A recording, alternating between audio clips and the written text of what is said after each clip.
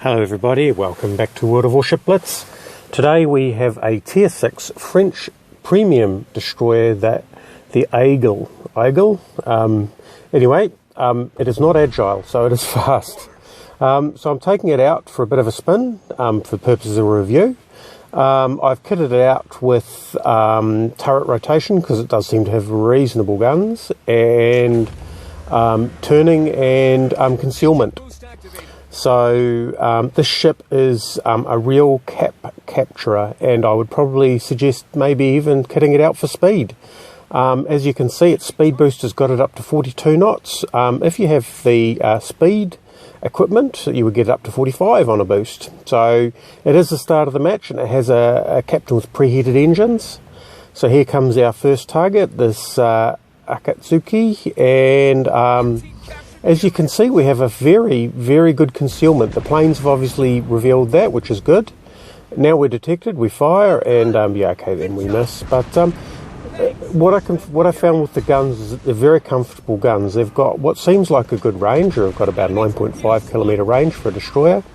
Good fire chance. You can see we've started a fire there, which is nice, and they've got a good flat trajectory. I don't seem to have the same problems that I'd have, let's say, in a Sims or something, where I have to try and sort of adjust and lead and imagine where they're trying to turn a little bit more.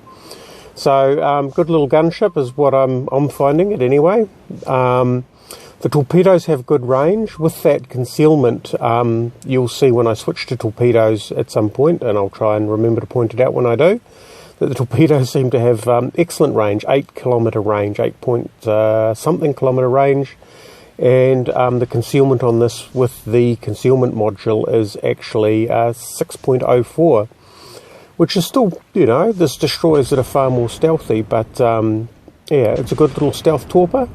So you can see I've fired. I'm taking on the big boys, this Aigle, but with this sort of range, you can see that I'm landing my shots fairly reasonably, even at the sort of limit of the range, which leaves me the opportunity to keep my agility, or well, what agility I have, to keep turning and moving so that I remain a relatively elusive target. So I've got a fair bit of health, holding the centre of the cap, trying to light some fires here, and that's the majority. Oops, yeah, okay then. Yeah, getting targeted. So we'll tidy up behind the smoke and then see if we can turn around and get a bit of movement so that we get some clearance, getting hammered there. Yeah, so the torpedoes, that 7.4 kilometre range towards that New Mexico, my torpedoes will easily make that range. Now, one problem is that even on the tight spread here, at the limit of that range, I think that we'll find that those torpedoes may actually straddle that target, although I have hit the island with one of them, so there's only 5 going to make it out there. We're moving in, we're holding the cap again, although I seem to be stepping just outside it. We've got a battleship inside the cap, so this destroyer actually looks like it could be a really good, as you can see there, the torpedoes did straddle it. Oh no, we got 4 hits out of 5 that made it all the way. Getting some fires on him. He's a battleship, someone else has taken him down. So torpedoes reload relatively quickly as well, so they've already reloaded. So let's have a look. About 40-second reload from the look of that, which is pretty good. So long range torpedoes with a quick reload, and as you can see, the torpedoes, well, actually, unfortunately I've gone back to the guns view. Oh no, there's the torpedo view. Let's just watch the visibility circle move in. So you can have a reasonable stealth torping with a reasonable turnaround on your torpedoes. So actually, this ship has gone up in my estimation. So there goes the circle, the detection radius versus the torpedoes, quite nice, almost Japanese. And with that fast reload time, actually this destroyer really has a place. The guns aren't too bad, so they're not, you know, you got 5 guns.